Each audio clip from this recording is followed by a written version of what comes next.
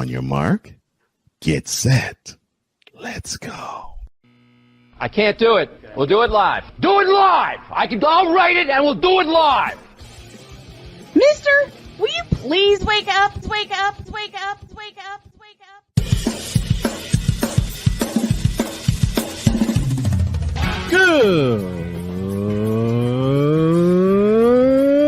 Good morning. Kevin Durant, you should have left California. This bronzesexual upset me in having to bring this teenage idiot from Wisconsin into a sports conversation. Are you really surprised that the Cowboys are giving up on Ezekiel Elliott? Whoa. Hell no! Well, no one cares about baseball. Bitch, are you for real?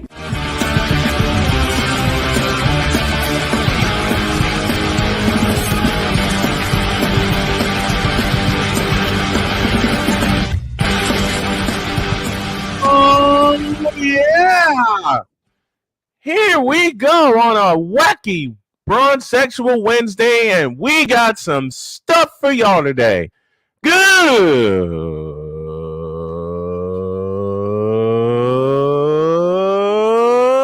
morning! Welcome to the wacky Bronzesexual No-Hitter Wednesday edition of Snowman in the Morning. Glad to have y'all with us. We are presented by BetUS.com. Hey, sports bettors, listen up. Your favorite sports book, BetUS.com, is back and in our 30th year of action with live in-game betting, incredible odds with daily odds, boosters, props, and parlays, fast payouts, and exceptional one-to-one customer service. We got it all. And when you sign up and use the code Snowman, you will get a 125% deposit match. Log on to BETUS.com. or call 800-792-3887. That's 800-79-BET-US.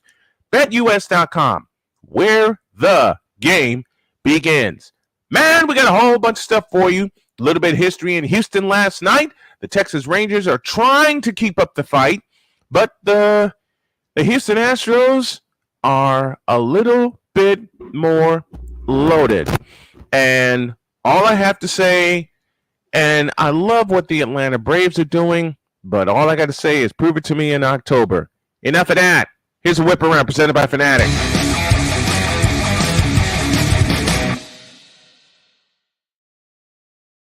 And speaking of the Houston Astros, they get an old ace back. Justin Verlander is home as the Mets have traded Verlander back to the Houston Astros, and I got the feeling the ace and three-time Cy Young Award winner is not only happy to be back in Houston, he's going to help them win something more. I'm surrounded by buttons. Oops. There was never a deal coming for the Pac-12. There was no magic bullet, no mystery deal, nothing Commissioner George Kilayoff had up his sleeve. The unsatisfactory truth of the Pac-12's journey to a new media rights deal is that the negotiations were never going well, and the contract was always going to be bad, and the reason its conclusion kept getting pushed off into the future because Kilayoff, there we go, had a terrible hand, and this is all spurred by Colorado's move back to the Big 12. Someone asked me what I'll talk about that later because it's a whole convoluted conversation that I had with a friend of mine who thinks he knows college football, and then he met me. Lionel Messi, the new face of Orlando City in League's Cup round of 32, and you can stream it all over the place. Here I go, surrounded by buttons again. First public comment since Broncos coach Sean Payton ripped the job he did last year in Denver. New York Jets offensive coordinator Nathaniel Hackett called the remarks, quote, unfortunate, close quote, but said they have brought his new team together. I cannot talk this morning, and I apologize. I've been involved, Hackett said, quote, I've been involved in this business my whole life, 43 years as a coach's kid, Hackett said in a news conference. We live in a glass house. We know that. It's one of those things where there's a code. There's a way things are done in that house. This past week, it's frustrating and it sucks, but we're all susceptible to it. There are things that you do, mistakes that you make, and it costs you time on the field, your job, all those things. I own all that stuff. I got no excuses. It's unfortunate that it had to happen. The comments were made, but hey, they did. Now that you got that off your chest, Nathaniel Hackett, do something about it. Then there's this trade line, Major League Baseball trade line winners and losers. The Mets are blowing it all up. The White Sox are blowing it all up as Jake Berger is now gone to Miami. The Astros have just gotten a piece of their World Series title back, and it's going to help them win another title. And, yeah, all that good stuff. And I'm going to close it right here and take a few minutes to get myself together. That's the Whip Around, the abbreviated version presented by Fanatics.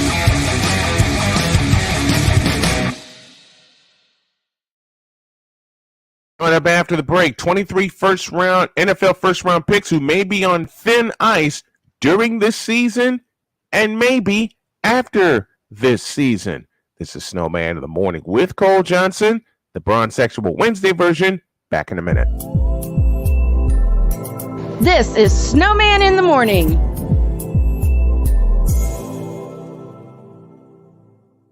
CSTV will air the Big Three, and I'll call the doggone games. Ice Cube, bring your show out west, and we'll handle it. I'm making a public plea right now. You want some fair coverage?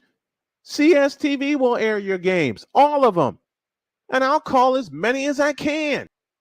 We'll do a simulcast, television and radio. It's an area I know best.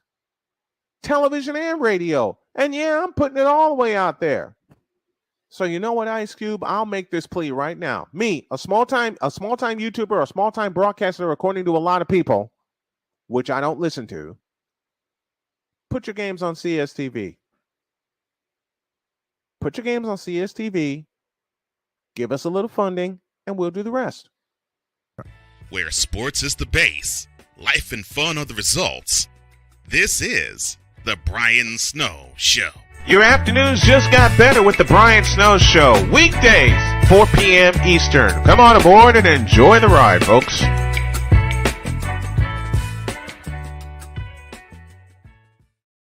This planet has been great to me. It's given me gifts that I can't even explain. It's given me adventures and memories I'll never forget.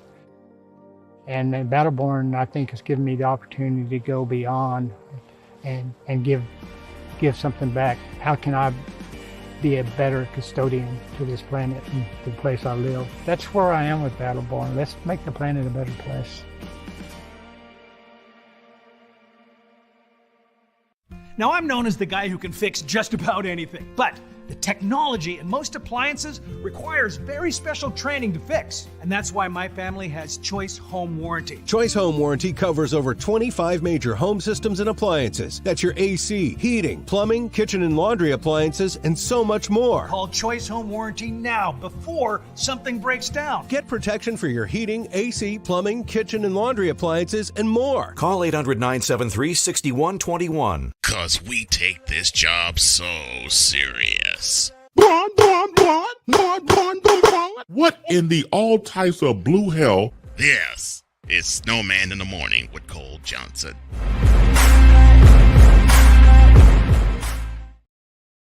The genius that is Cole Johnson. Welcome back. Brian Snow here with you. Cole Johnson will be along in a little while.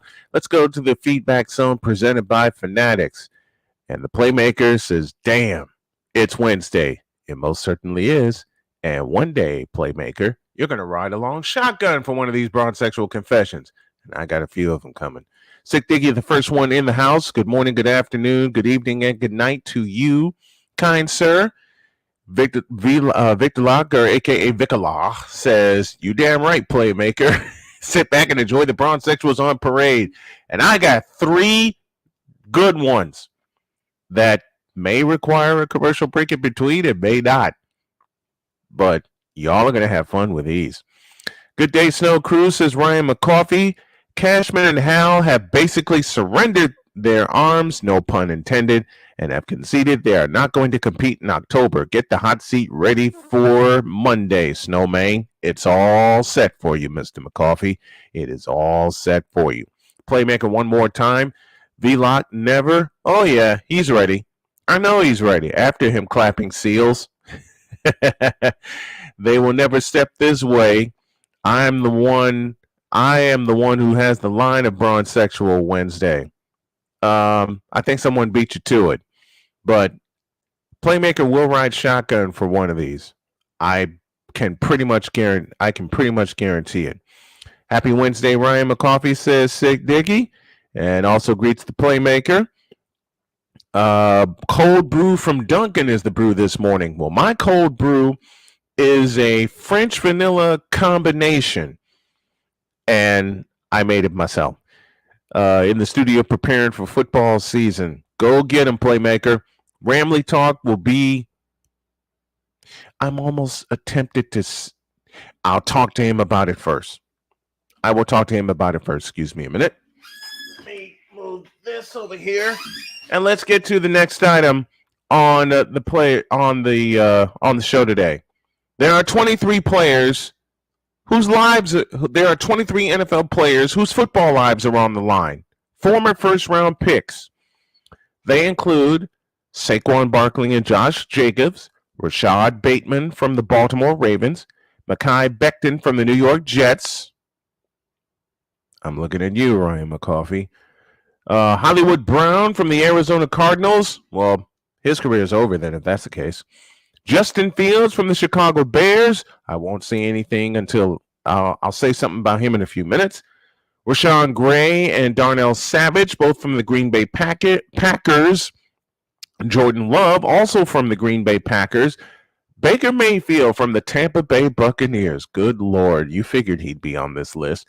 Kyler Murray from the Arizona Cardinals. Jeff Okudah from the Atlanta Falcons. Calvin Ridley from the Jacksonville Jaguars. Ridley may be rescued because of the team that he's with.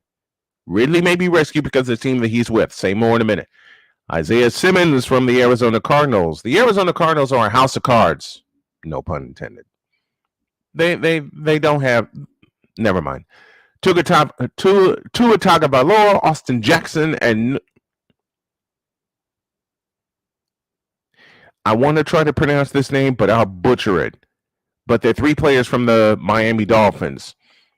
Devin White from the Buccaneers, Jonah Williams from the Cincinnati Bengals, Zach Williams, Trey Lance, and Mac Jones. I'll start here. 3 first-round picks with their football lives in peril because they all got beat out by better players. They all got beat out and beat up by better players. I don't mean that literally, but they got beat out by better players because Bailey Zappi is going to take the reins for the New England Patriots this year, as well he should.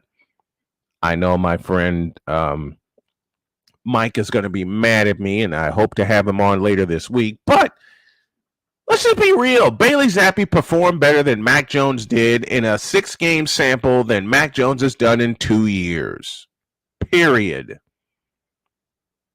Anybody remember what happened at the end of the Las Vegas game? I mean, there were some things that kind of went along with that. But then you have the curious case of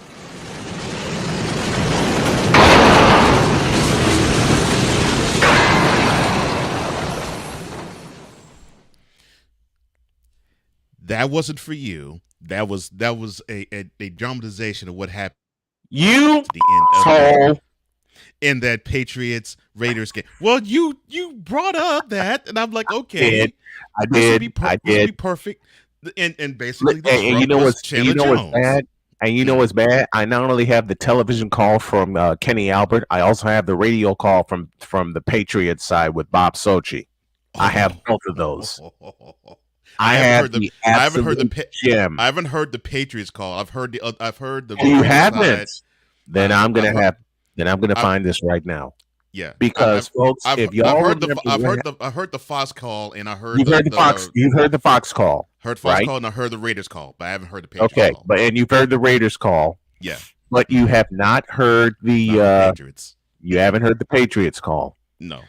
Let me try and find that gem for you right now. Ooh. And I have it. And this is one of our calls of the day presented by Cricket Wireless. Enjoy.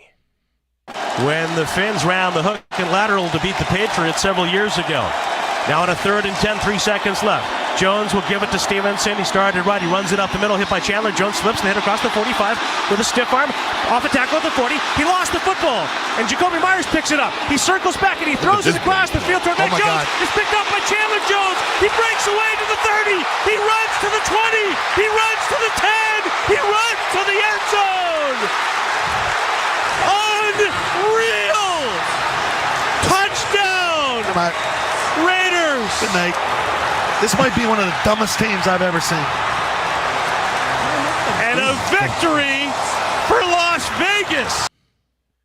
Now play that train. Oh my! That's the best play that Mac Jones has had in his short 2 years. In 2 years. In 2.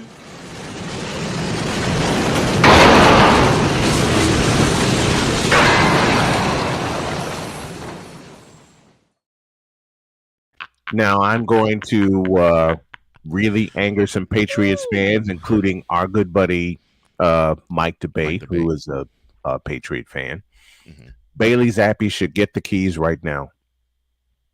You know, I actually thought Zappi was going to get the keys last year. I actually did. I thought so too. When he got a chance, and I think it was because Jones was hurt, and it wasn't necessarily because of ineffective play. Yeah. But you could have rationalized it as that. Mm-hmm. When he had his first start in Green Bay, yes, it was an L, but he looked really impressive, and that offense looked like it responded to Zappi better than they did Jones. And I'm thinking they might have a quarterback controversy very soon. You know who else is on? You know who else is on this list? And you're gonna laugh. Trey Lance. Wait. I think you might laugh after what I have to say. Kawhi?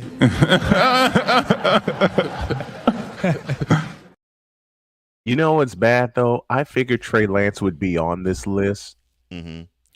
And I have a 2-word reason. Brock Purdy. Well, the funny thing is, the word around the campfire. Oh, no, not the campfire. Not campfire, y'all. Campfire. The word about the campfire is that even though Brock Purdy's ready to go and he's actually 2 months ahead of schedule. Is this the same word around the campfire that I heard? I think you're going to repeat it. Mm-hmm. Yes, that's why I said I think you're going to laugh when I say this. The word around the campfire that I heard was, quote, "Oh God, Trey Lance looks so good in training camp. He is slated to take over for Brock Purdy." Close quote. I'll do the honors. Please. And now a selection from the Wonder Bread Choir entitled "These Fake 49er Fans Are Tripping." Not fake 49er fans. I'll do a solo before I bring in the Wonder Bread Choir.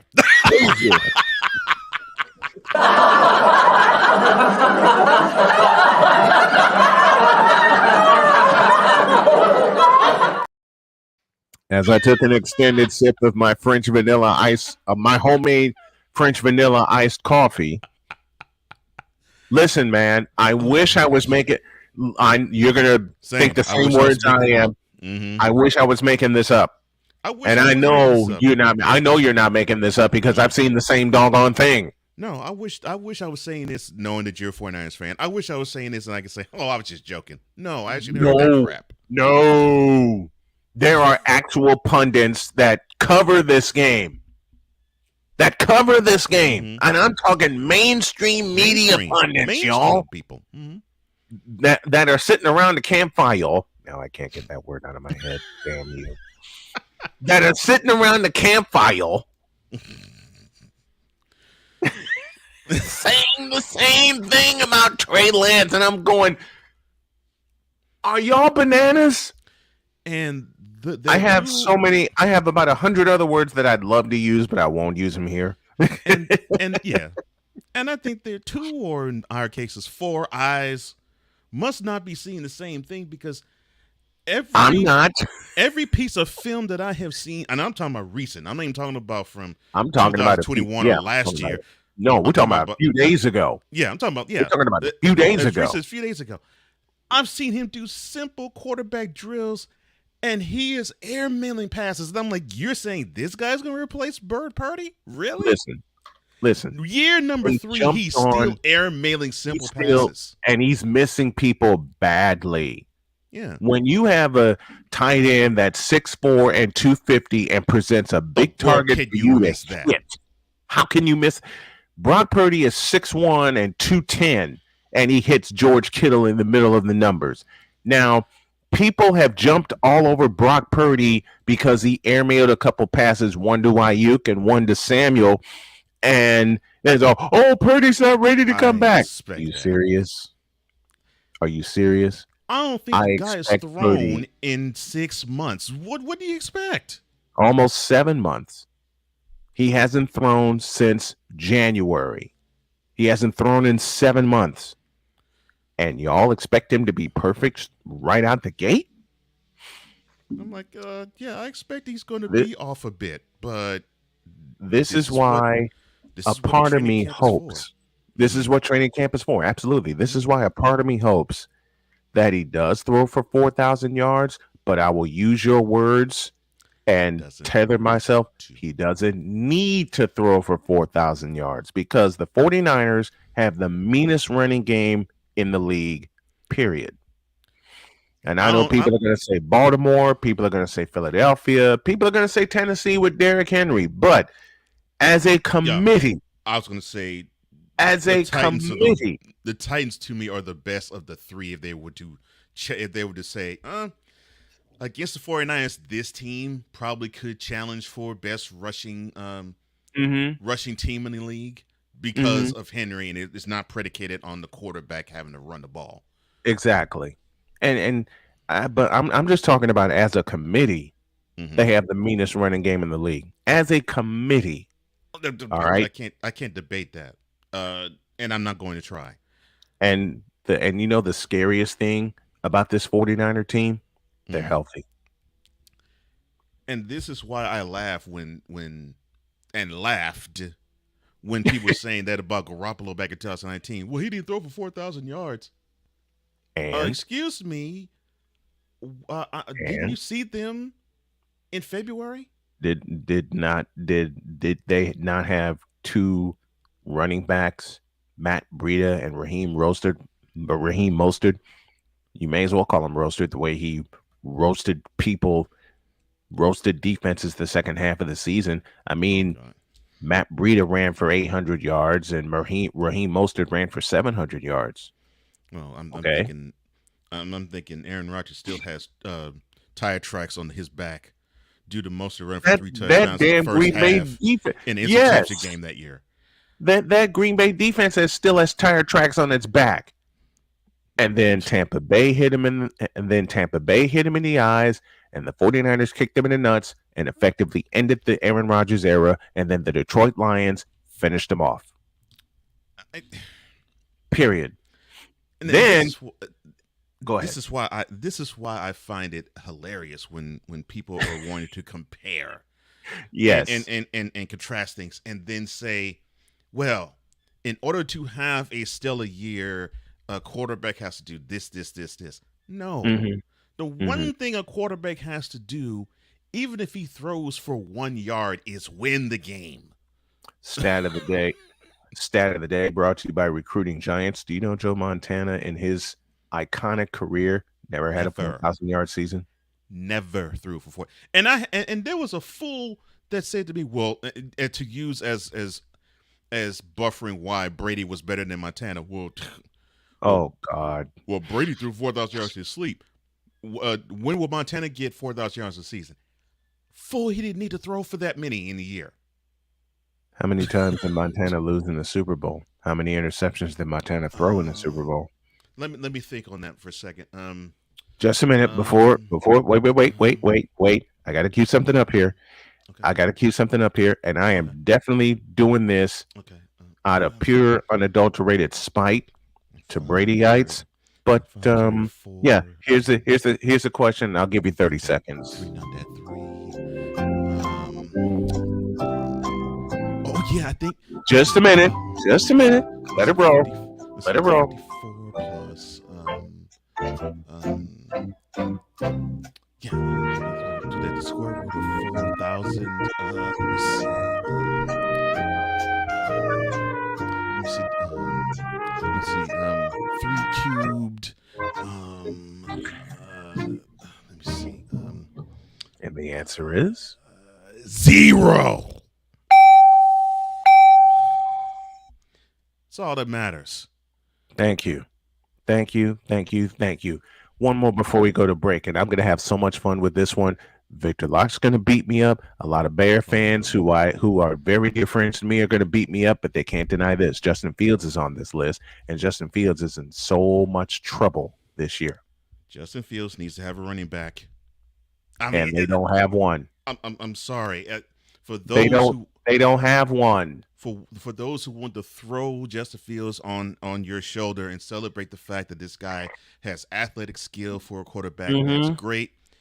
For him to actually be a playmaker of worth anything in the NFL, he must have a running back, period. And I say running back, and I'm not saying wide receivers on purpose. Right. Because if he had a running game, he could deal with the wide receivers he has now. But he needs to have a running back, because if he is the running game for the Bears, forget about it. Yeah. We've seen it already. And it's going to continue. We've seen it at Ohio State, for God's sakes. Yeah, and it's going to continue. And that's not a shot at Justin Fields. It's not a slight against Fields. No. It's a slight really a slight against the team. Yeah. It's a slight against the team.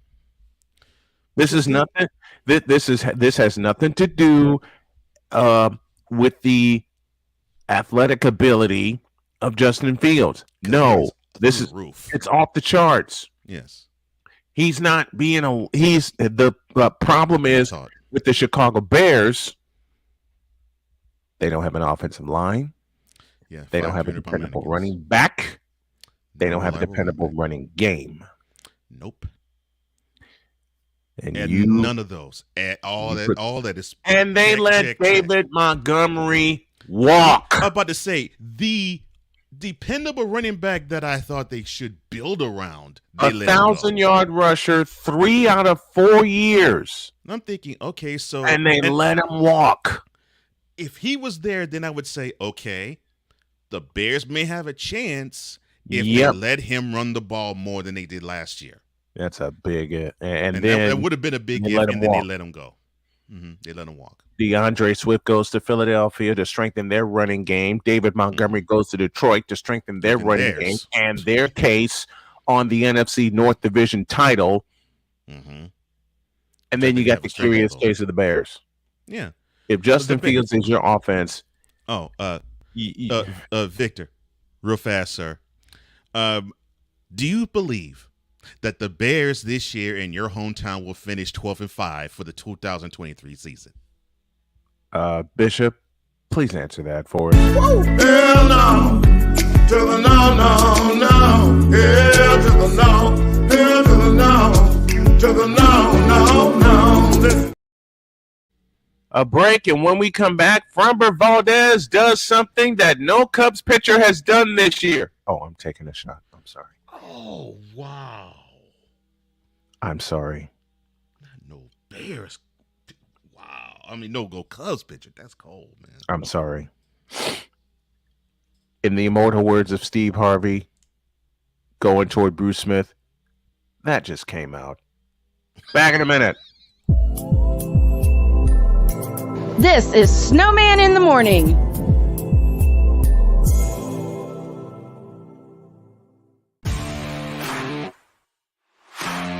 PK Tire Pros, your one-stop on-the-spot auto service headquarters for a complete line of quality tires and auto services. For years, we have provided the Stockton, California area with the latest products and unprecedented services for everything we sell. And for years, our customers have been coming back. Take a look around. If you don't find what you need, visit us in Stockton, California.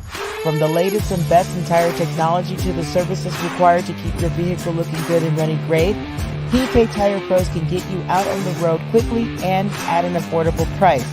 Stop by soon and see why so many people consider PK Tire Pros to be the one-stop shop for all of their tire needs. At PK Tire Pros, our friendly and knowledgeable staff, quick and dependable service professionals, and affordable prices all come together to make driving out on a new set of tires easy.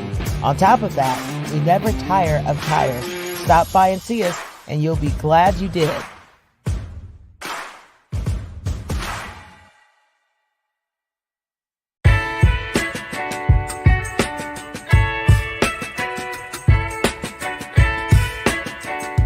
Thing is, until you can erase 3 Februaries, shut up.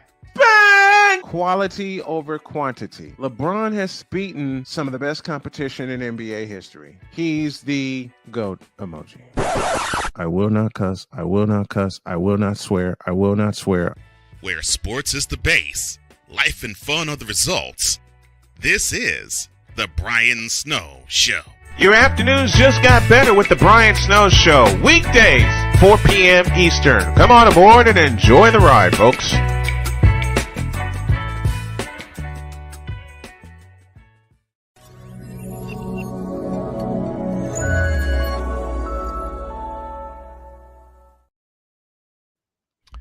Welcome back.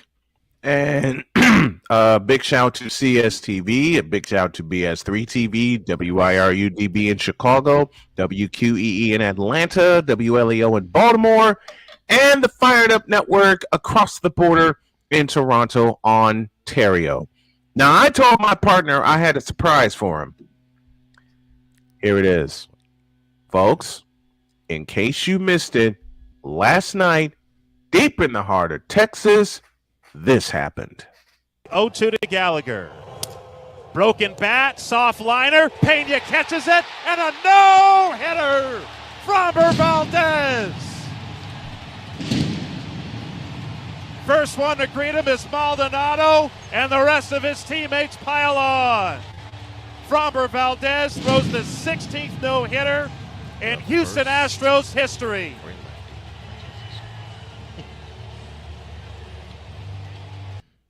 KBME on the call, the great Robert Ford doing the honors, very dear friend of us and of the show. 2-0 the final, and another stat of the day: 97 pitches.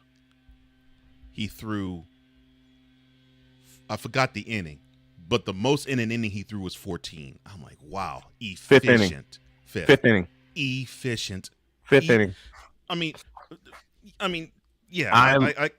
I caught a lot of that call.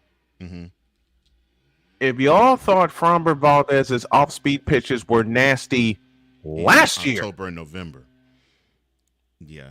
If y'all thought they were nasty last year, dude has gotten better. And last night was proof. Because the Guardians hitters had no clue. They were flummoxed all game long. And it is and this is a good hitting Cleveland Indians lineup. That's where I was about to go. It is impossible to make a good hitting ball club look as though they couldn't hit the broadside of a barn. But that is what Valdez did last night to that lineup. And I will borrow a clip that you've put. I will borrow a clip that you've put in. Cleveland Indians hitters getting a hit against Valdez last night. Let me try again. Let me use the longer one. Not the way he was throwing last night. Not the way he was. Let me say it again. And Jay Spivey, you will be proud of me. Not the way Valdez was pitching last night. Oh, and by the way, they got Justin Verlander back home. Oops. Yes. What a day for the Astros. So at 1 p.m. Houston time, which they're in the Central Time Zone, they announced that they got Verlander to come back from the Mets. And then, by the way, about 8-9 hours later, the ace of the staff makes history and literally makes franchise history too. I did not know the Astros has thrown 16 no-hitters, and that was the first one by a left-hander. By a lefty. The closest lefty, I believe, was Bob Nepper. I would say if and that was a slick throwing left-hander in an Astros uniform. That if 1986 didn't tell you anything, man. What impressed me about Bob Nepper, the curveball and the off speed looked like it was coming from the same arm angle, and you could not guess which one was coming. Sidearm. Yeah, and at times whenever he worked from, is it me or whenever he worked from the stretch, it looked like he was dropping sidearm? At times it did. At times it did. It did look that way. Because I wouldn't be able to hit that. I wouldn't be able to hit that. And for those who probably saying who, you remember the '86 Mets lineup, right? Yes. Game 6, NLCS. Yes, this is when the Astros were in the National League. Nepper held him hitless for 5 innings and didn't surrender a run until the ninth inning. And I mean, he had, and I'm talking about a lineup with Keith Hernandez, Gary Carter, Dale Strawberry, Lenny Dykstra. Howard Wilson, Howard Johnson. He was keeping that lineup guessing all game long The best National League hitting lineup in '86 was the New York Mets. Not even close. I mean, not even. I mean, the Astros had a decent hitting lineup, and they were at the top, but they couldn't lay a finger on the Mets in '86. And Bob Nepper kept them guessing. Yeah. Mm-hmm. I mean, I was thinking, oh wow, this is Mike Scott-esque, but yeah, that's what. And Nepper barely used, and in that game until the 9th inning, Nepper barely used his fastball. Yes, he barely used his fastball. And Victor just said something, and as pitcher connoisseurs, strike zone utilization and getting ahead of the hitter. I think last night he only had three ball counts all night. Those are two of the biggest keys to pitching, especially if you're a starter. He hit three ball counts all night. He was ahead of the hitter. He threw first pitch strikes. Which that's what he loves to do. He loves to throw first pitch strikes. He loves to throw it. And you know his motion. He uses a shortened leg kick from his windup. When you can't get the pitcher off stride enough to work from the stretch and play a little cat and mouse with him, you're in trouble. And Cleveland was in trouble from pitch one. Jump. They were in trouble from jump. And this point here, Victor, and I'm thanking you for, and this is why I love having conversations like those of your ilk, who actually appreciate sports for more than just the stat part. You actually know the nuances of games. Yep. The utilization of a strike zone with a pitcher that can throw many pitches and has the mastery of at least 2 of them is paramount. And in Valdez's case, he has a mastery of 4. It is paramount. And if you can get at least 2 of those, he has a mastery of 4 pitches and only had to use 2 last night. Right. And if you can get at least 2 of those in the strike zone and use all of the strike zone to do it, you will keep batters guessing time number 1, time number 2, time number 3, and sometimes at the top of batting order, time number 4 of the lineup. And Framber Valdez is not a Cy Young candidate. Stop the cap. This no-hitter will have to make people think twice about that. Well, I borrow from what you said earlier in the morning. I heard words around the campfire. Okay, so word around the campfire is what? Framber Valdez is not a Cy Young candidate. Can I get that clip that I tried to enact earlier, please? To counter that sentence? Yes. Say that. I'll say the sentence, and you know what button to push. I'm ready. Say the sentence again. Framber Valdez, not a Cy Young candidate this year.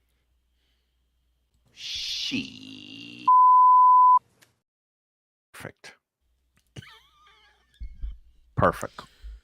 Thank you for that. Oh, no problem.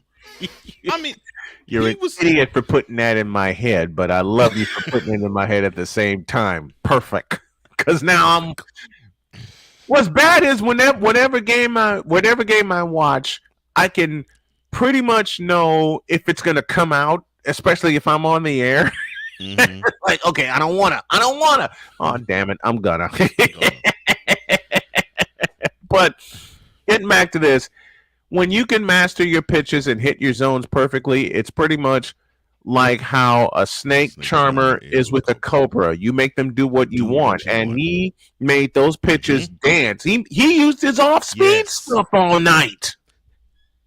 Thank you for saying that, because that's exactly where I wanted to go next. He used his off-speed stuff all night. You remember in the World Series when you heard Philly's batter saying things that just makes you laugh, but you can tell it was coming from a Saw Grace standpoint when they were saying, quote, "Oh, Valdez must be using some funny stuff. He must be lacing the ball with some Vaseline. He must be scuffing the ball because there's no way he can throw that ball and have that type of action on it." Close quote. And now a selection from the Wonder Bread Choir entitled "Eat Your Sour Grapes." I'm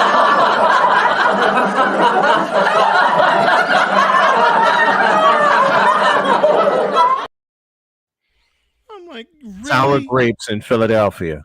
And JJ will tell you, Jason Joseph will tell you there were sour grapes in Philadelphia after Game 6. After the way. And the bad part is, in Game 6 of the World Series, and you can vouch for this because we both watched the game, Framber Valdez threw one bad pitch all night. The whole night. One. And that was to Kyle Schwarber. And it sailed over on the right field fence. I couldn't even think of where Schwarber deposited it. Yeah. But then Jose Alvarado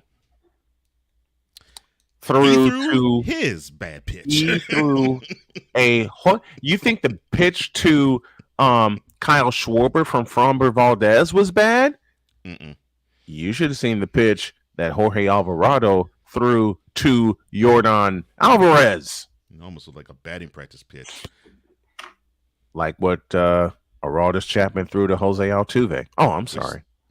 And that too looked like a batting practice pitch too. I go back to a point that we've talked about so much. And yes, us black men talk a lot of baseball. If you're blowing 100-mile-an-hour pitches, 99-mile-an-hour pitches by a pretty damn good hitter in Jose Altuve, why are you going to throw a changeup? A changeup. And oh, by the way, a changeup that had no action on it. Oh man, no action.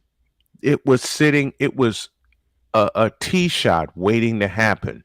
Mm-hmm. Y'all want to see the one? We talked about this a moment ago. The one bad pitch that Valdez threw in Game 6 of the World Series was to Kyle Schwarber.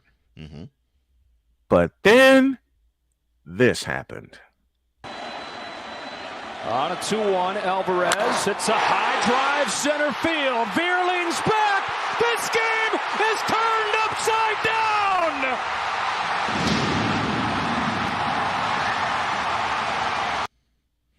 And Alvarado just had this look of, ain't this a bitch?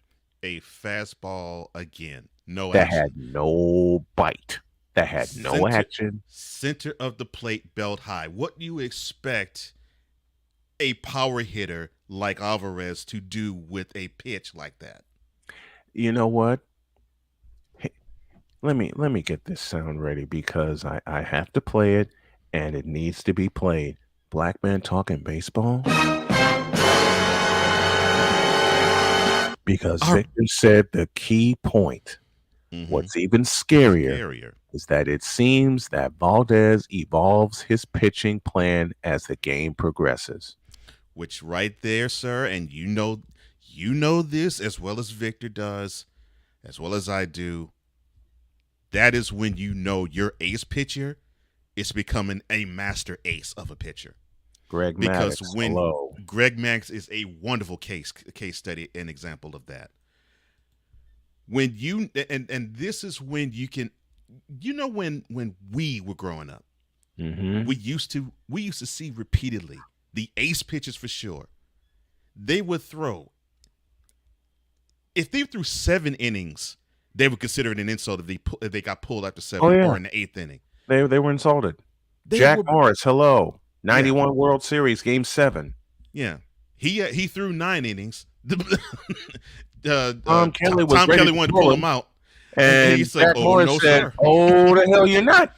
You're not kicking me out of this." I know this is going extra innings, but nope. 55,000 people in the Metrodome wanting to see him in the 10th inning.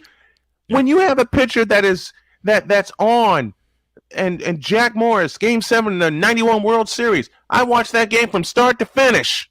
I wish I could have watched. Each team had 4 great scoring chances. Minnesota scored on the last one. The last scoring chance of the season, and the Twins capitalized. One of the greatest World Series ever played, and I had to go through basic training at the time. But those types of pitches when we were growing up, and definitely when Jack Morris pitched 91, because we were both young adults by then. Yep. They wanted to see CG complete beside game. their name. They wanted to see those 2 letters, that acronym beside their names, because they knew, one, they let their bats do what they were supposed to do. 2, the bullpen got the night off, and 3, it was a boost to the whole team because they saw their ace do his thing. I will give you 3 pitchers' names from the time that we were growing up to really knowing the game and then seeing the value of left-handed pitchers, and I'll go in order. Okay. Jimmy Key. Mark That's Langston. a good one. Jimmy Key is a really good one. Okay.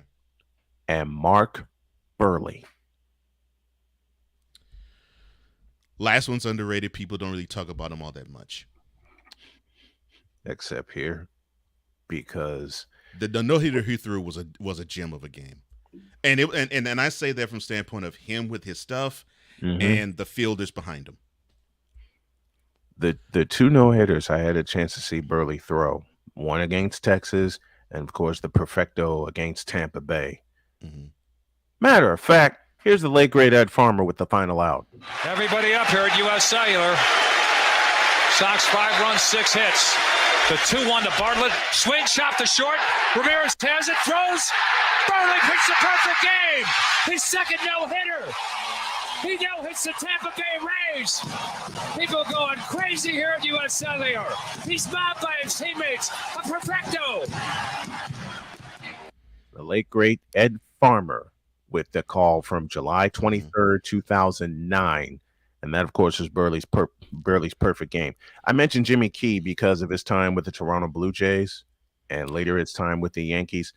Besides, I call him Mr. Junk. I call him Mr. Junk pitcher, and I don't mean it because he do nothing but junk, and it worked. And I don't mean that in an unflattering way. No, I mean that no. How in the world does he get that stuff over and he makes the batters say, "I can't hit him"?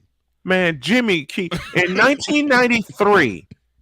In the league championship series against my White Sox in 1993, Jimmy Key killed us. And I mentioned Mark Langston, who, of course, started with the Seattle Mariners. Started with the Angels, I beg your pardon. Yeah, he started with Angels, yeah. Started with the Angels, and then he was with the Mariners. Then, of course, the Montreal Expos killed him. Yeah. His time with the Montreal Expos absolutely killed him. All right. It went Seattle, then Montreal, and then the Angels because he faced off against Randy Johnson in 1995. Yeah, when the West Division was on the line. Yeah, when the West Division was on the line. But Mark Langston had this high-ass leg kick. And it was customary for lefties back then because if you're a right-handed pitcher, you naturally had more power coming from the right side. You were going exactly why he had the high leg kick. Yep. Come on, man. You're talking to a baseball savant. Because Steve Carlton had that same high leg kick. For the same reason you're about to say. For the same reason. If you're naturally coming from the right side, be it from the stretch or from the chest, or in most pitchers that we watched back in the day, over the top. When you go when they went over the top, you already had the natural power. Then everything comes from your core. Then of course down to your legs. Then your landing spot. You get the natural power. With a lefty, they had an especially high leg kick. Steve Carlton, Mark Langston, Bob Nepper before he went to a slide step. Sid Fernandez. Yes, he did too. Yep. Yeah, Sid Fernandez had a high leg kick. John Tudor, remember him with the Cardinals? Sometimes Jesse Orozco had one. Jesse Orozco, and Orozco worked from the stretch most of the time because he was a relief pitcher. John Tudor with the Cardinals. Fernando Valenzuela, who looked up to the sky every time and had a high leg kick. Yeah. He had a screwy leg kick, but it worked. It worked. That's the thing. He had a screwy wind up all the time. Yeah, he did. But it worked. Yeah, he did. I mean, you never knew what pitch or motion was going to come from Fernando Valenzuela. Yeah, the man who taught me to appreciate screwballs. Nando had a high leg kick, a screwball, and basically closed his eyes after looking up to the sky when he released the pitch. Yeah. Fernando Mania in 1981 was real. Because I got hooked on Fernando Mania. I did too, and I did not like the Dodgers. Yes, no, I hated the Dodgers. But I love Fernando Valenzuela. Yep. You know who else had a high leg kick from that Dodgers team? To borrow from Chris Berman, Jerry Rolls-Royce. Yes, he did. Yes, he did. Okay, I know you got to step out for a few minutes. I'm going to take a break, and when we get back, y'all know what time it is. We'll be back.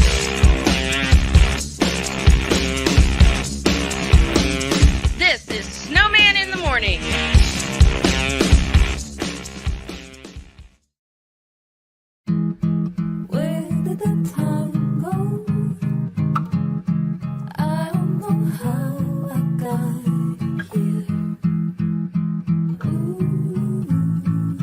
You've done the hard part. You quit smoking. Now do the easy part and get scanned for lung cancer.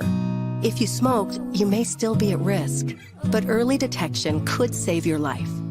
Talk to your doctor and learn more at savedbythescan.org. If you talk, they will hear you. We all want our kids to grow up safe and healthy, so we show them how. And we tell them with honest conversations that let them know what we expect. Not just one time, but every chance we get. That's especially important when it comes to alcohol and other drugs. Kids not only need to know the dangers and how to avoid them, they need to hear it often from you. And when it comes to pain medications, opioids, they need to know that they should never be taken without a prescription and never shared with friends or family. It's dangerous and illegal. So talk with your kids and guide them through the challenges of growing up safe and healthy. Because when you talk, they hear you. For more information about talking with your kids about underage use of alcohol and other drugs, visit underagedrinking.samhsa.gov. So talk, they hear you. You can do it if you try. He was only 58 years old when he passed away. That outcome could have been different. Colorado happens to be one of the worst states for radon levels. It's in our ground, and it seeps up. The more you breathe radon, the more chance you have of DNA being hit and the cell mutated. The EPA estimates 22,000 lung cancer deaths a year caused by radon.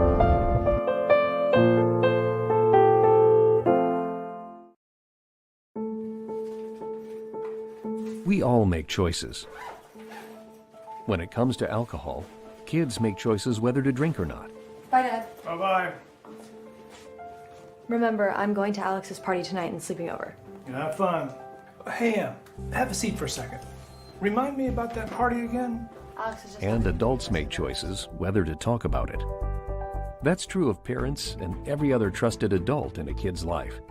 Kids want to know our expectations when it comes to alcohol and other drugs. They want guidance and honest answers to their questions. And it makes a difference when the message is consistent and part of everyday conversations. So talk with your kids and help lead them on a positive path. Because when you talk, they hear you. For more information about talking with your kids about underage use of alcohol and other drugs, visit underagedrinking.samhsa.gov. Time for hour 2 of this spectacular. Ryan McCoffey now joins us this morning. That's what you need to do to beat Josh Allen. You need to make him uncomfortable. Hour 2, time for some Spivey notes. And here's Jay. Well, I know he's only in his 3rd year, but they're just wasting Justin Herbert. Hour 2, the hardest working content creator I know, the playmaker. Hey, LeBron James, the greatest scorer of all time. Hey. Hour 2, the one, the only Christopher Dietz. They rewarded Ohio State for not playing, and they punished USC for playing. Hour 2, Sam Shady. Oh, man. It's been a roller coaster ride if you were a Philadelphia Stars fan. Hour 2, that's Big Ben, the man in charge of the BS3 network. And if I see Kurt 2 Chainz Cousins out. Hour 2, Chris Bay's joining us. Oh my God! Oh, this game! Oh, way to go, Sammy! Hour 2 was El Jefe. Oh man, I thought I missed it. What in the all types of blue hell? Time for hour 2 of this spectacular, and it starts right now.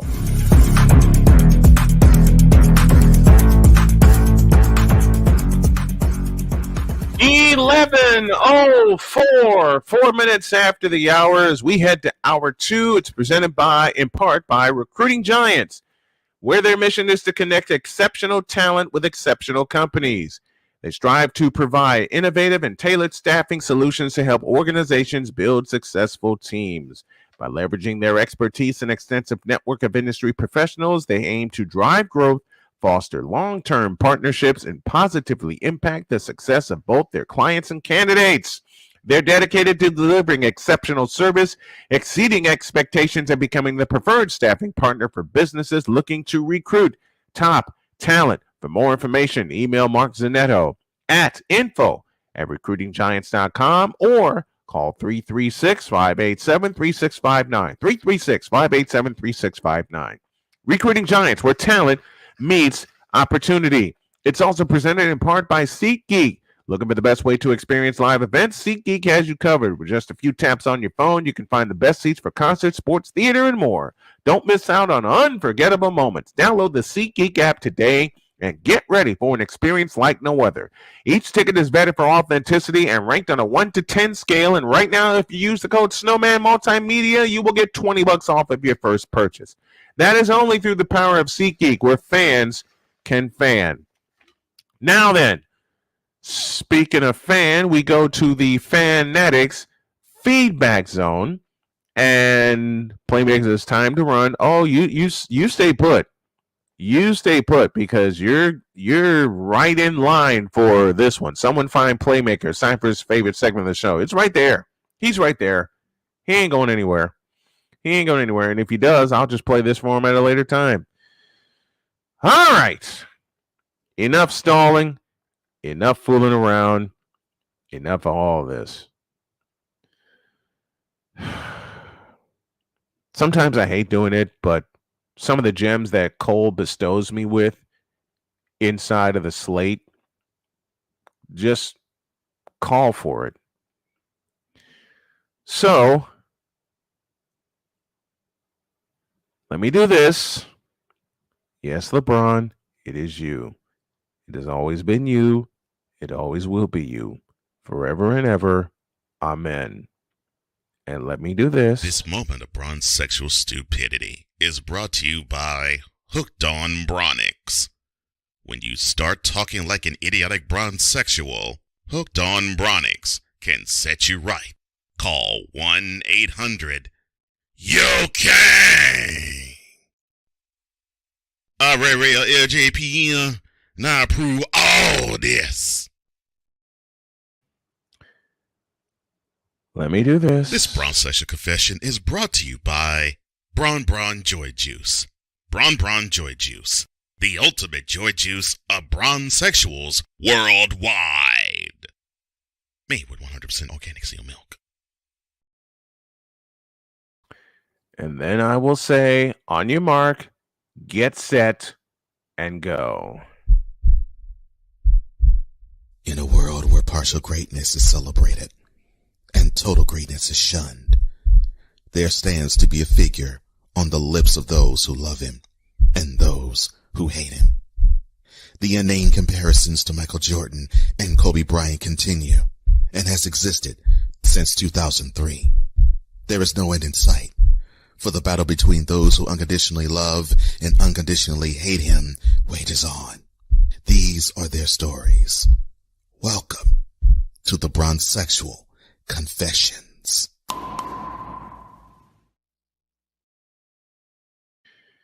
And so it begins.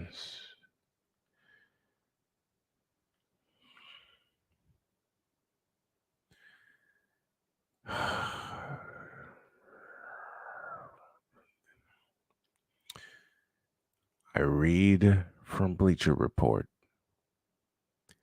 Having won one NBA championship and broken the all-time scoring record wearing purple and gold, LeBron James is going to join an illustrious group of Los Angeles Lakers to have their jersey retired by the club.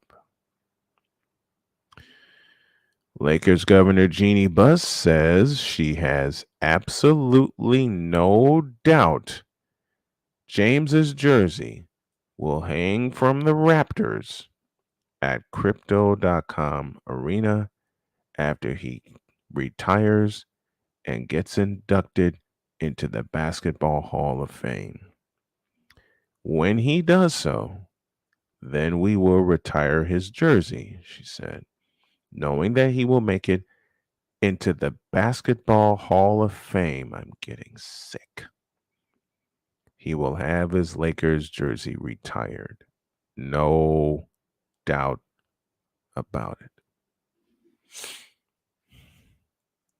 This makes me sick.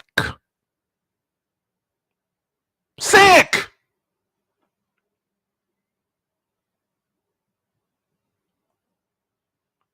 They're actually the Los Angeles Lakers. The Los Angeles Lakers, my God, are going to retire his jersey number.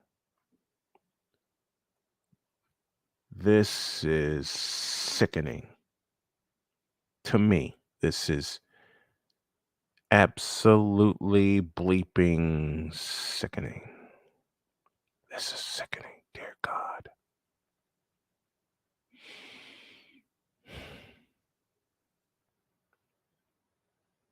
And I'm looking at some of the bronze sexual comments.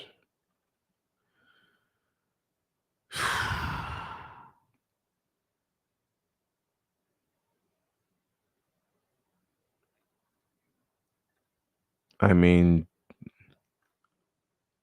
why the hell are y'all retiring the jersey of a player who does not deserve it, who hasn't done anything for the Lakers, and has not had an impact as a long-term Laker? Why? Why? Just plain why?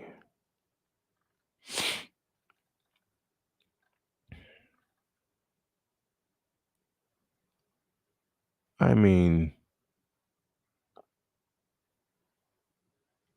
it just makes no bleeping sense.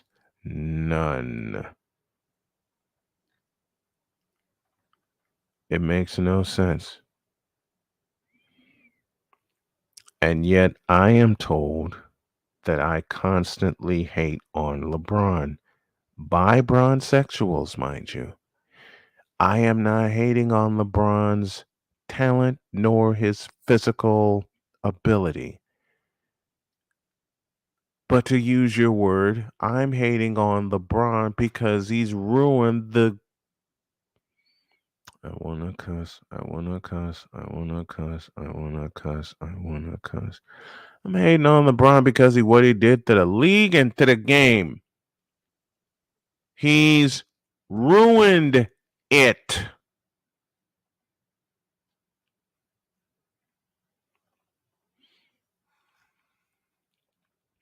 I mean, bronzexuals want to put LeBron in every bleeping greatest of all time conversation when he doesn't even have a season where he's averaged 25 points and have an all NBA team, an all NBA first team defense.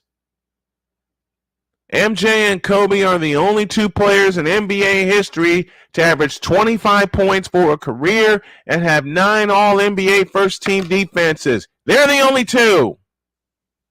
Michael Jeffrey Jordan and Kobe Bean Bryant. You can't put LeBron James in that conversation because he doesn't play defense, bronzexuals. And to think there are people that actually think that bleeping, blanking, bleep, bleep, blank, blank. Man, give me this button here. Give me this button. That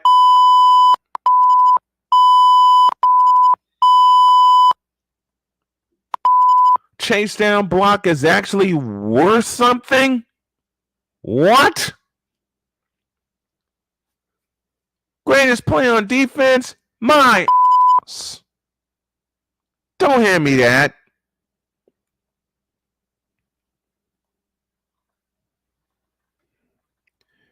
And yet the Lakers are going to retire his jersey.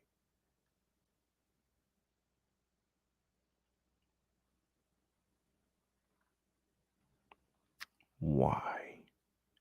Dear God, why? What in the hell are they thinking? What in the blue hell are they thinking? He doesn't even have 5 rings yet. He doesn't even have 5 rings yet. And yet these people still want to crown him.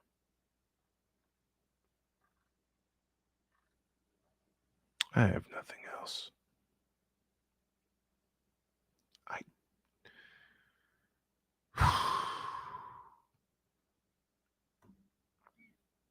And the Lakers are going to retire his jersey?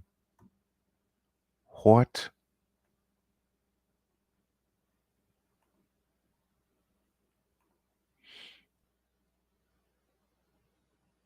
They're going to retire his jersey. The Lakers are going to retire his jersey, which means they are probably going to retire his jersey in Cleveland. They are probably going to retire his jersey in Miami. Give me this button.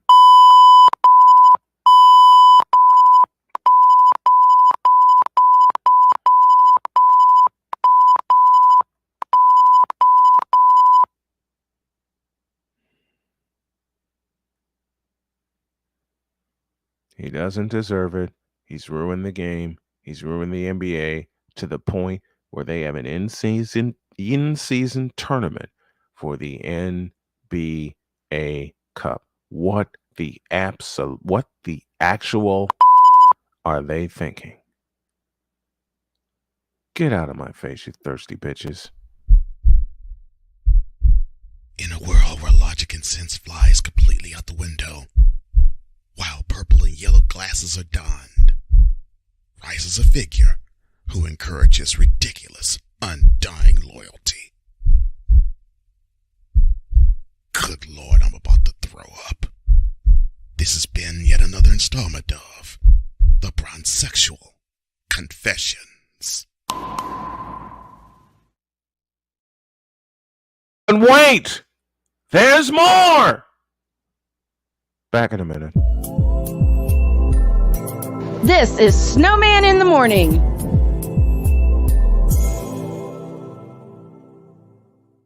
I'm in another lane. I'm a different breed. I'm everything you can never be. I'm next level. Next level.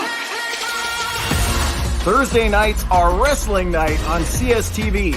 Tune in every Thursday night at 7 p.m. Pacific to see all the amazing Next Level Pro Wrestling stars on Thursday Night Throwdown on CSTVNow.com and the CSTV app on your Roku device. PK Tire Pros, your one-stop on-the-spot auto service headquarters for a complete line of quality tires and auto services. For years, we have provided the Stockton, California area with the latest products and unprecedented services for everything we sell. And for years, our customers have been coming back. Take a look around. If you don't find what you need, visit us in Stockton, California. From the latest and best in tire technology to the services required to keep your vehicle looking good and running great, PK Tire Pros can get you out on the road quickly and at an affordable price. Stop by soon to see why so many people consider PK Tire Pros to be the one-stop shop for all of their tire needs. At PK Tire Pros, our friendly and knowledgeable staff, quick and dependable service professionals, and affordable prices all come together to make driving out on a new set of tires easy. On top of that, we never tire of tires. Stop by and see us, and you'll be glad you did.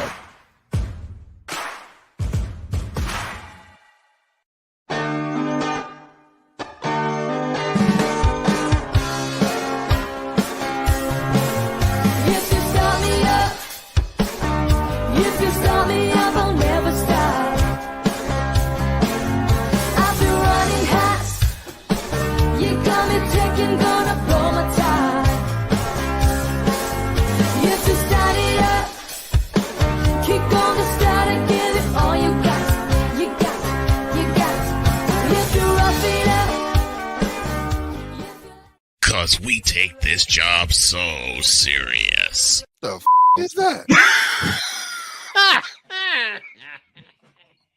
Sorry, pardon me. My apologies. What in the all types of blue hell? This is Snowman in the Morning with Cole Johnson.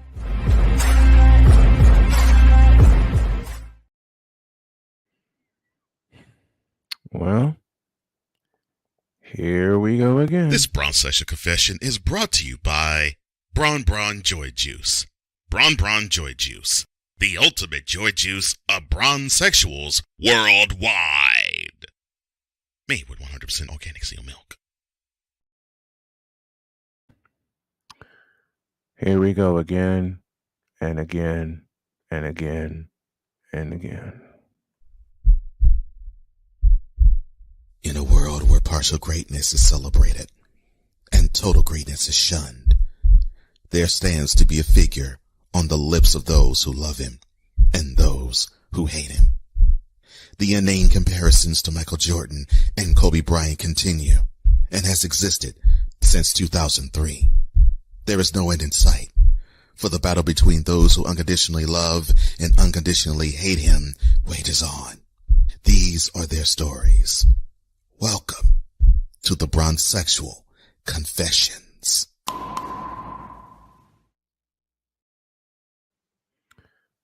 As I said, here we go again and again and again and yet again. Reluctantly, in this case, On your mark, get set, go. In a world where partial greatness is celebrated and total greatness is shunned, there stands to be a figure on the lips of those who love him and those who hate him.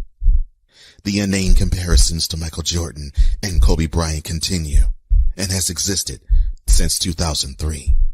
There is no end in sight, for the battle between those who unconditionally love and unconditionally hate him wages on. These are their stories. Welcome to the Bronzexual Confessions.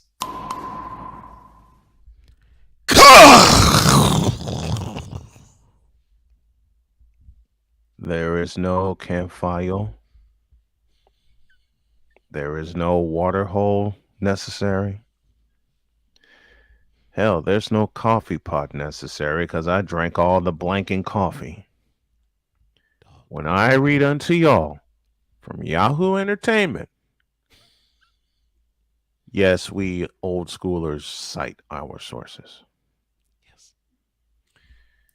It was reported last week via the Akron Beacon Journal that upcoming 8th graders at LeBron James's I Promise School in Akron, Ohio, and I'm drawing a smile and I'm trying to suppress a laugh, hadn't passed the math portion of their state proficiency exam in 3 years. And before my wonderful partner continues, the Akron Beacon Journal, that's a sister paper of one of mine. That is a reliable source. So this is not slanderous stuff. This is not Inquirer stuff. This is journalistic integrity stuff. Yeah, to a certain couple people I know, it's journalistic integrity. Use it sometime. I'm sorry, I digress.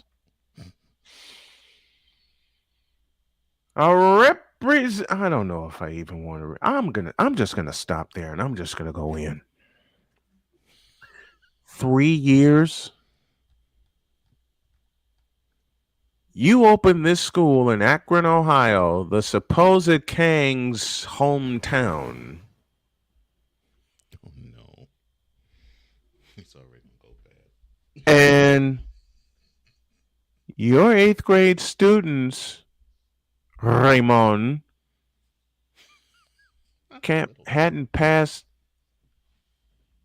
a state proficiency math test in 3 years. 8th grade. Man, do you know every parent in my school would have kicked all our asses? Oh, yes. Then revived us and kicked our asses again? Mm-hmm. Man, my dad would have had his foot so far up my ass it wouldn't even be funny. Because if there's one subject that I was told, drilled, and begged to excel in, it's math. It's been the foundation of my 28-year career. Okay. Correct me if I'm wrong, sir. Yes, sir. And it might be different in the Chicago system as opposed to when I went in Houston. Courses like geometry, trigonometry, and algebra. Uh-huh. I did not see them until I went into high school. Correctamundo. So the math that you were taught before then was addition, subtraction, multiplication, and division. 4 for 4. How in the world can a 13-year-old boy or girl, or a 14-year-old boy or girl, if they happen to have celebrated their 14th birthday in 8th grade, not complete the slam? How is that possible? That is what blows my mind about the story. Yours. Oh my gosh. I'm like, I mean, I get some of the students are at risk, but even they have the basic math functions in their head.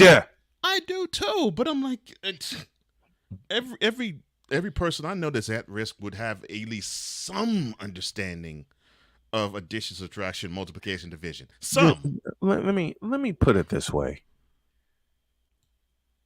and I'm adding a little comedy to this, but I want to hammer home a point. At-risk students that were in 8th grade in the school I went to, our at-risk was we couldn't get a sugar rush after 2:30. That's about right. True or false? That's true. Because at the same time, at-risk students in 1985 we define at-risk as not being able to get a sugar rush before 8:30 and a sugar rush after 2:30. And that did not change 1 year later. So yeah. No. Yeah, that's about right. No. Because I went through 8th grade in '86. So yep, yeah, that's about right. That's our definition of at-risk students. Now, I get the fact that I'm old and I'm old school, but damn it, I got a point here. These students today, if you want to call them such, have been blessed with more technology that we could lay our eyes on in 1986. They're the truth. And you can't pass an intermediate level state math test. Let me explain something here. I know kids that went to public intermediate school. I know kids that went to a Catholic school, K through 8. I was one that went K through 8, okay? But even then, we had parents that hammered home the importance of math. And if you didn't pass math back in our day, you get a foot put in your ass. So that was your behind. Yep. Let me say that again for those of us in the cheap seats at the Summit and Old Chicago Stadium. There may have been Catholic League and Public League grammar schools. I went to the former. But I know one thing to be true on both sides of the ledger. If you did not pass any math class 5th grade and forward, you got a foot put in your ass. Find the bleeping lie. I still am flummoxed. Still. You're flummoxed. And confounded. I am still bamboozled. Thank you, the late, great Malcolm X. Thank you, Malcolm X. In rationalizing how a school could be so derelict in teaching 8th graders, and as I said earlier, 13 and 14-year-olds, and probably even earlier than that. Even earlier than that. The simple understanding of addition, subtraction, multiplication, and division.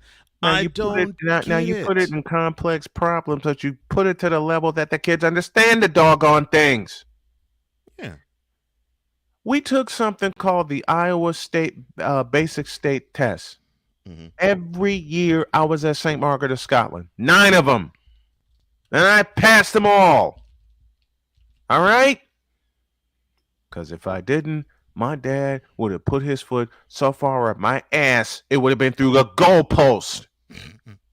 If there's one thing parents didn't do back in the day, they didn't play when it came to education. Apparently, in this case, the spokesperson said, when we started to work to wrap around students through education, we entered this partnership with the Akron Public School for the long haul. Close quote. I'll stop there. Who put his name on this joint? Oh, man. Who put his name on this joint? If parents are starting to say that and they have that type of thought process, danger's coming. Oh, danger's coming. Let me read more. And I'm going to face my monitor here. Let me read more. Because this work requires a long-term commitment, hard work, and a lot of love and care. I get all of that. Correct. And that's what we bring each and every day because the I Promise School is more than a school. Stop there. There's your bleeping problem.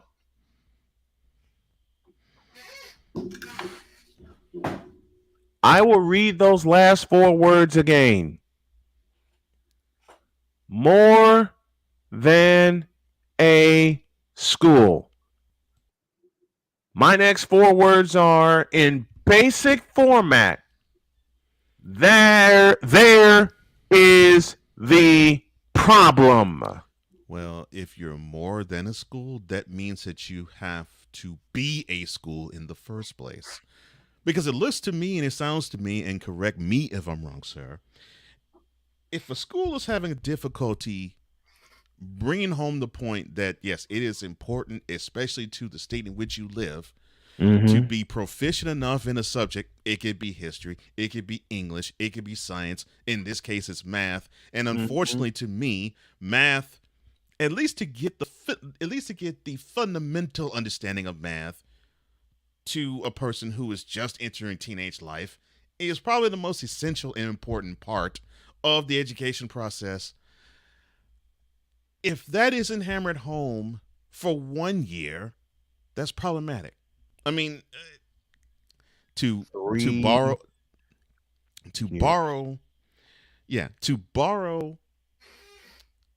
the wonderful words of a colleague and a journalist we love a lot in Chris Berman. And I will say this with all the vitriol necessary. Please quote, 1 is an accident, 2 is a trend, 3 is a problem. Close quote.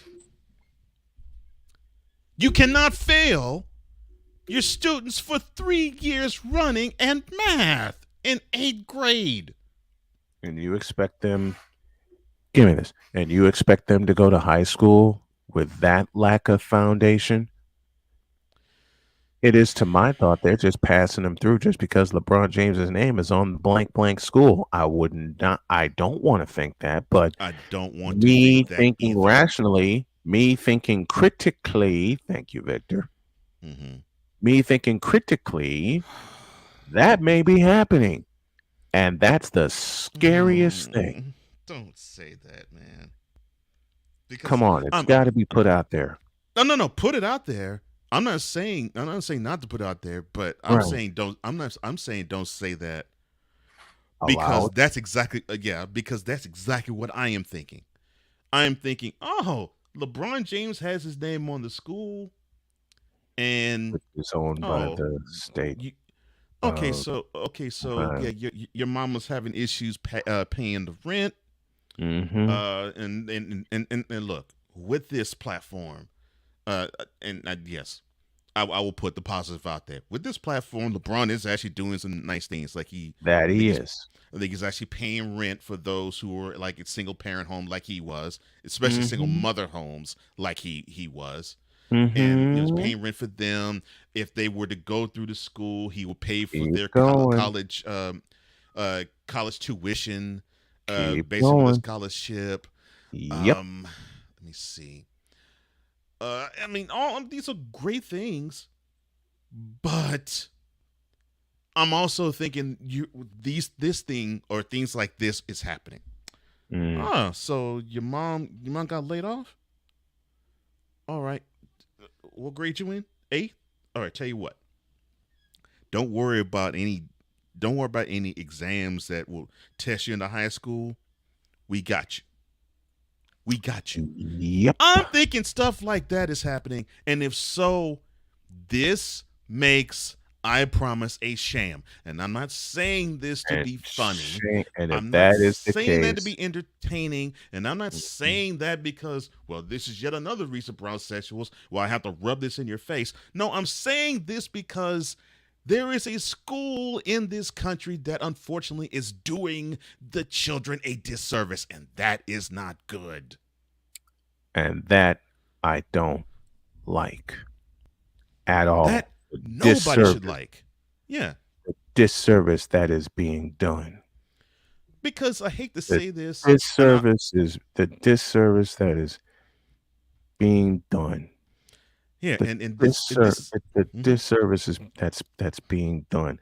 I hate it, and I hope that everyone who had the basic education that Cole and Victor and I had hates it also. Get out of my face, you thirsty bitches. And before we end this portion, it is stuff like this that makes society believe that we are nothing more than shiftless, aimless.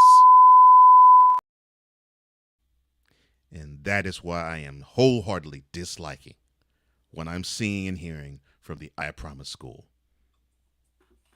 Sad all the way around. Goodness gracious. In a world where logic and sense flies completely out the window, while purple and yellow glasses are donned, rises a figure who encourages ridiculous, undying loyalty. Good Lord, I'm about to throw up. This has been yet another installment of The Bronzexual Confessions. But wait! There's even more! Back in a minute.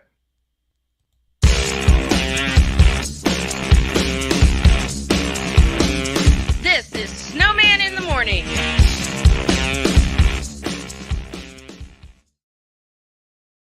This planet has been great to me. It's given me gifts that I can't even explain. It's given me adventures and memories I'll never forget. And Battleborn, I think, has given me the opportunity to go beyond and give something back. How can I be a better custodian to this planet and the place I live? That's where I am with Battleborn. Let's make the planet a better place.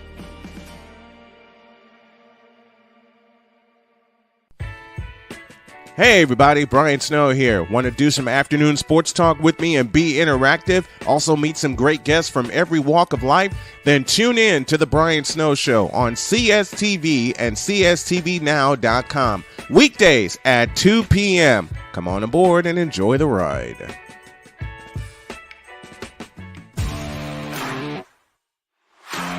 PK Tire Pro is your one-stop on-the-spot auto service headquarters for a complete line of quality tires and auto services. For years, we have provided the Stockton, California area with the latest products and unprecedented services for everything we sell. And for years, our customers have been coming back. Take a look around. If you don't find what you need, visit us in Stockton, California. From the latest and best in tire technology to the services required to keep your vehicle looking good and running great, PK Tire Pros can get you out on the road quickly and at an affordable price.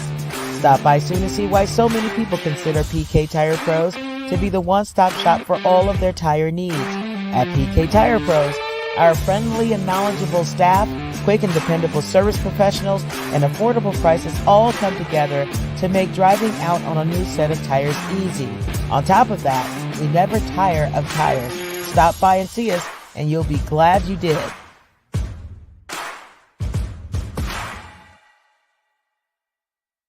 'Cause we take this job so serious. The f*** is that? Sorry, pardon me. My apologies. What in the all types of blue hell? This is Snowman in the Morning with Cole Johnson.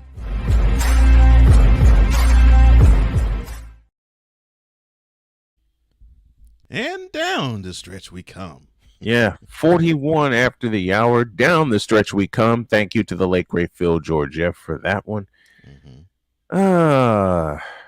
There's one more of these. And boy, I'm going to let my partner push the button and then read what this is before I completely go off? Because I'm going to couple it with something. Oh, Lord. Let's go. Oh, yeah. And you saw it. Yes. Let's get to it. So we're going to couple them together. My goodness. Let's go. In a world where partial greatness is celebrated and total greatness is shunned, there stands to be a figure on the lips of those who love him and those who hate him. The inane comparisons to Michael Jordan and Kobe Bryant continue and has existed since 2003. There is no end in sight, for the battle between those who unconditionally love and unconditionally hate him wages on. These are their stories. Welcome to the Bronzexual Confessions.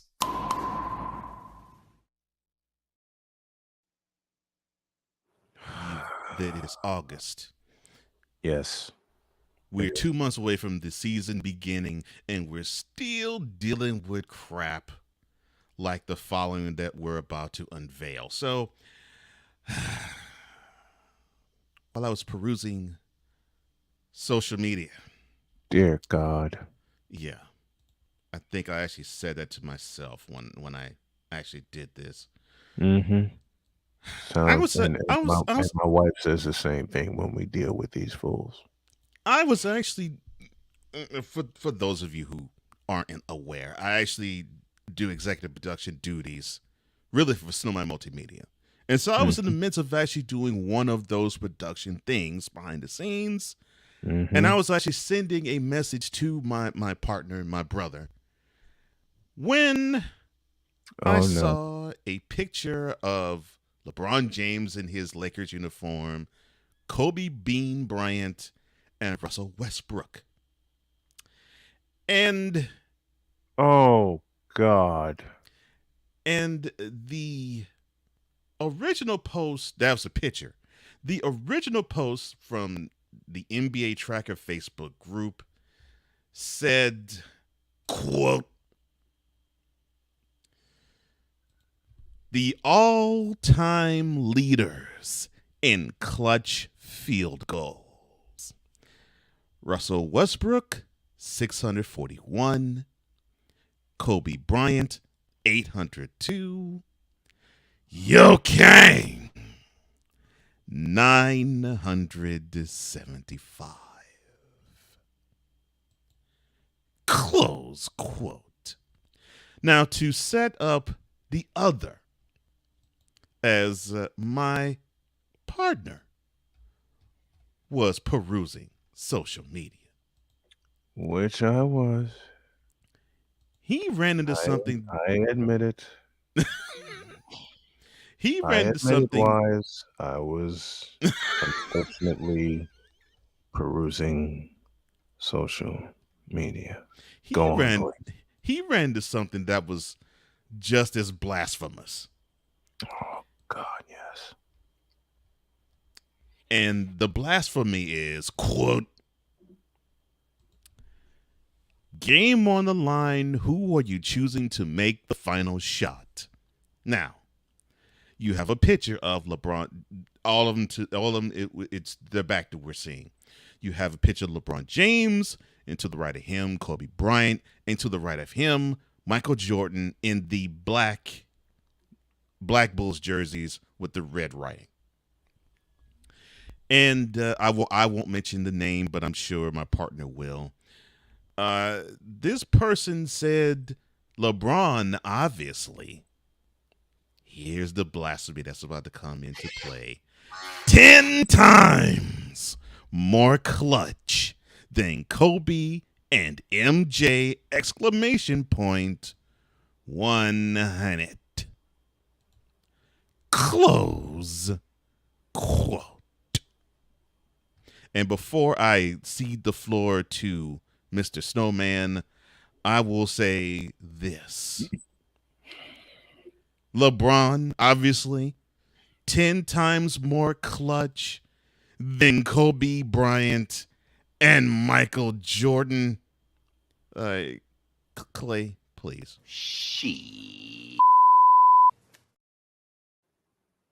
And with that, I will say, sir, the floor is yours.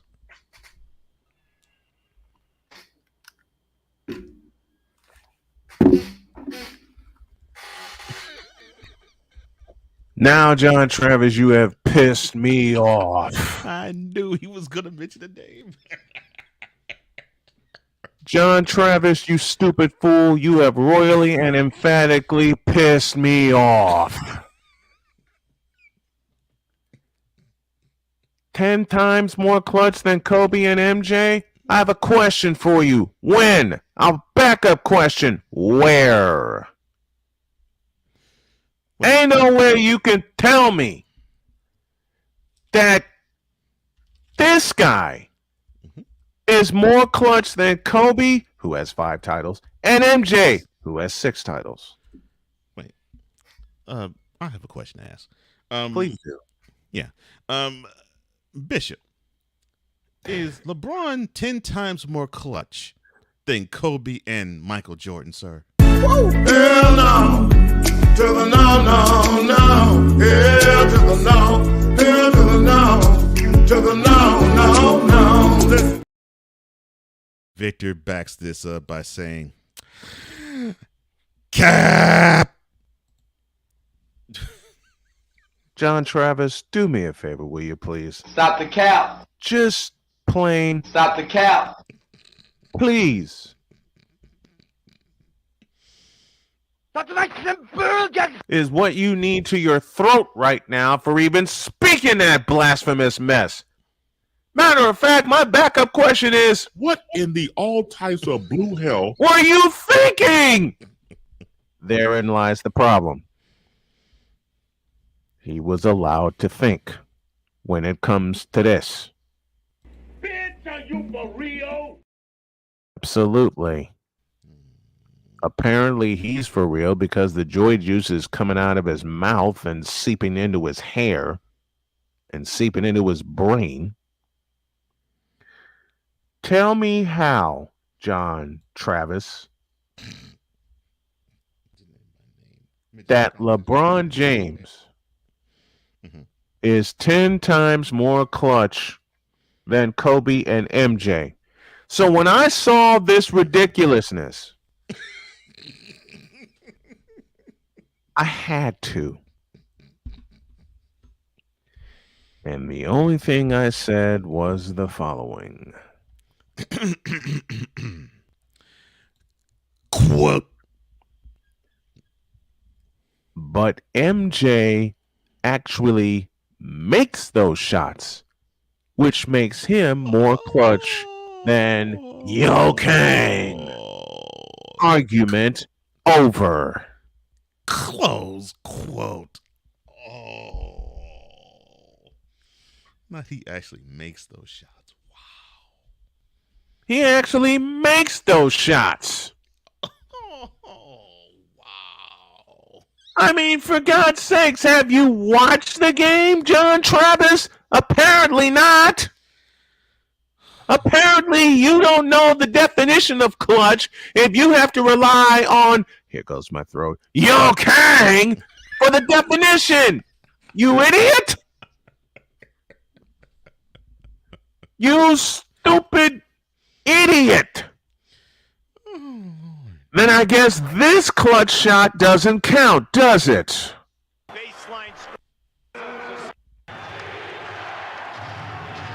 CBS courtesy. Sellers has Jordan. Jordan with 2 seconds to go. Puts it up and scores at the buzzer. Michael Jordan has won it for Chicago. May 7th, 1989. I love you, Dick Stockton. So I guess that doesn't define clutch, no. Right? No, because according to this, according to this joystick sucking bronzexual. No, because the Bulls lost later on in that playoffs run. That's what they would say. In the Eastern Conference Finals against the defending world champion, against the eventual at that time world champion Detroit Pistons, I'll take a loss like that. I would, because the progression was real. Okay? Yeah. Okay. Then apparently 19 points in 6 minutes against the Vancouver Grizzlies at General Motors Place doesn't define clutch either. Probably inferior competition. Because Jordan, the guys that he had to play with in his era, Danny Ainge, Dan Marley, Dennis Johnson, Clyde Drexler. not them. John Stockton, Mark Price. I'm sorry to think.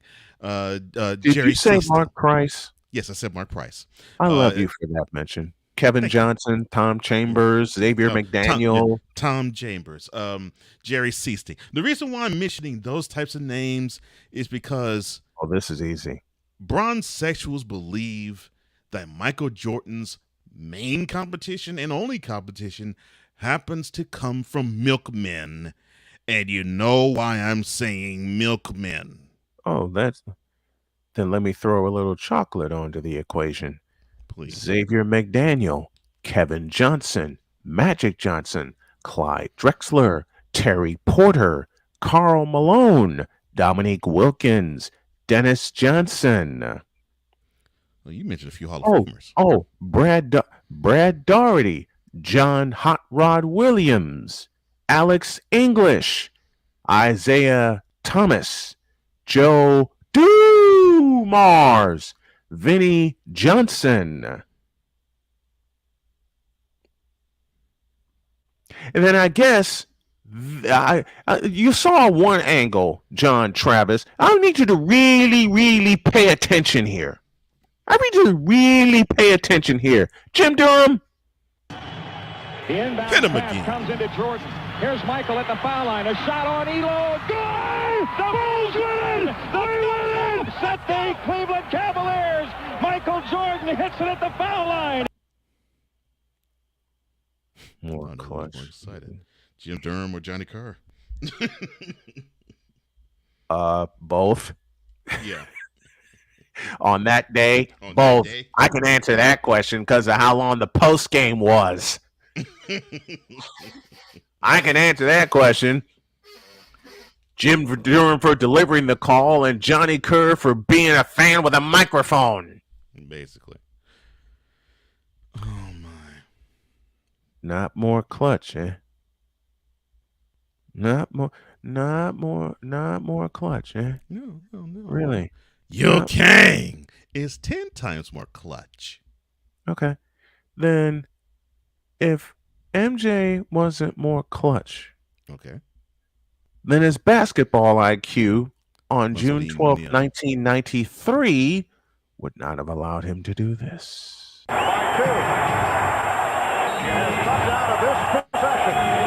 NBC the courtesy. They want Michael to get a full head of steam, try to keep him in the middle of the floor. Well, Pippen got the snap. Here's Paxson for three. Yes! The Bulls take a 1-point lead, and Phoenix falls for...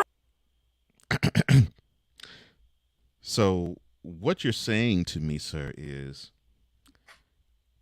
even though Jordan didn't take the shot, the most important aspect of that play is the most important player on the floor and the most dangerous player when it comes to scoring on the floor at that time inbounded the ball.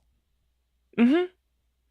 And did not touch the ball that whole possession after he inbounded the ball. You know, there's something that Kobe Bryant did and Michael Jordan did in, Kobe's 20 seasons and Michael's 15 seasons that LeBron James has never done on a consistent basis in 20. Trust his teammates. Oh, and before you continue. Yes, so, sir. They always love to laud bronzexuals. I mean, they love sucking his joystick. I'm sorry. Well, yes, they do. They do. They most certainly do. Oh, no. Don't apologize for truth. They do. So that team, and I'm glad you showed the 93 team. Now, you live in Chicago. Now, correct me if I'm wrong. They won 57 games that year, correct? Yes. And they went on and they won it all. Yep. The year after, when Jordan retired and then eventually he went on to play minor league ball for the White Sox, that team went on to win the Bulls. Went on to win 55 games. Yes, sir. Which that's a wonderful achievement. Wonderful achievement, and it speaks a lot to that core. Not to mention the Central Division title. Yeah, so they got the Central Division title. They got the number 3 seed. Actually, that's wrong. Atlanta won the Central Division title by 2 games. Yeah, that's right. Because Atlanta beat us by 2 games to win the Central Division. Yeah. I was wrong. wrong. I'm sorry. So they had the number 1. They got the number 1 seed. Atlanta did, and the Bulls got the number 3. So, so they do what they did in the first round and get through without a problem. So they meet up with the Knicks in the conference semifinals. Game 3, was it? I think it was game 3. The end of it. Tony Kukoc hits the game-winning shot. Beautiful. Wonderful play. One thing that Bronzesexuals seem to miss because they want to say, well, without Jordan, Pippen gave you 55 wins and got you a playoff series victory. Well, guess what? The guy that you want to claim is better than Jordan did not do, that Jordan was unselfish enough to do the year prior. Sacrifice. Inbound the ball and sacrifice for the betterment of the team. Inbound in the a ball. big pressure moment. But that should be what we should expect out of Bronzesexuals. You gloss over that. It's about the big moment. It's not about the prima donna moments where you're saying, oh, they're not willing to sacrifice for the team. Because Mr. Pippen, at that moment in 1994, did not. And 3 years later, as we say so long to the folks in Chicago, I leave the folks in Chicago with this before we continue. 3 years later, 1997, Michael said the following. Quote, I'll take the trophy. I might give Scotty the car. Close quote. Oh, wait a minute. I thought Jordan was selfish. I thought he was a glory hog. Let me repeat it again. Okay. Quote.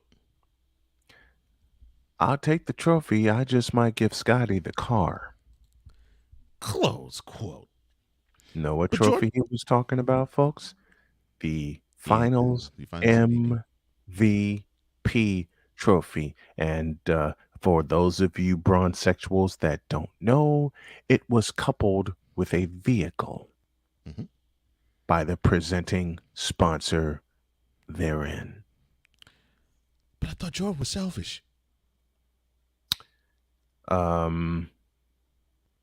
That spits in the face of him being selfish, man. That's got to be wrong. That's got to be all wrong.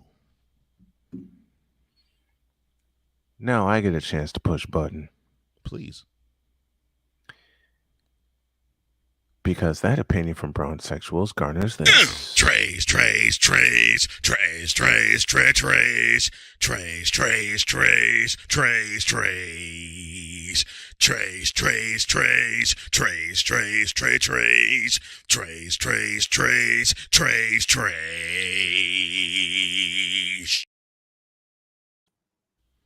Now get out of my face, you thirsty hooker horse.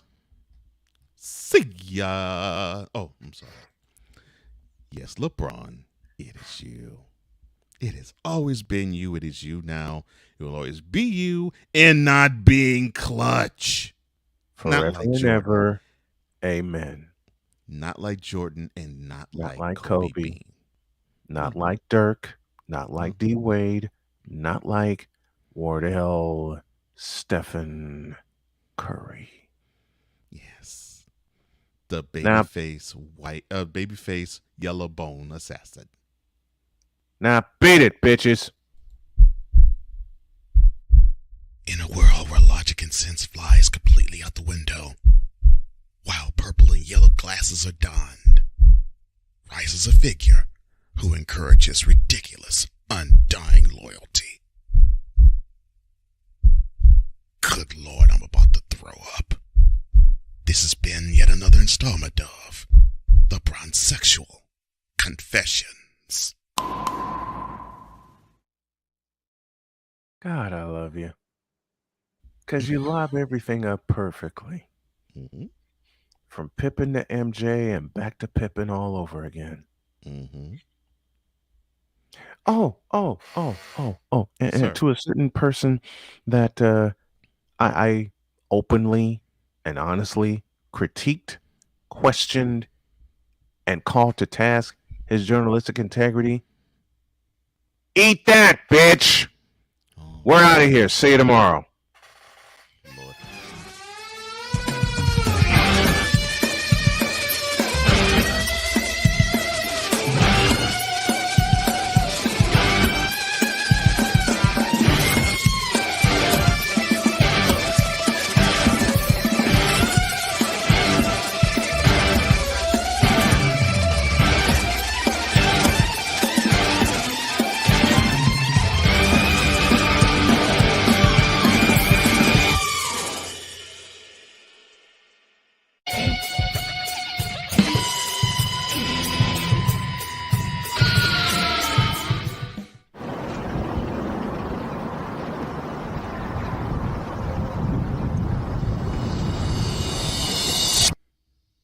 And now a selection from the Wonder Bread Choir entitled LeBron James, the most clutch player of all time.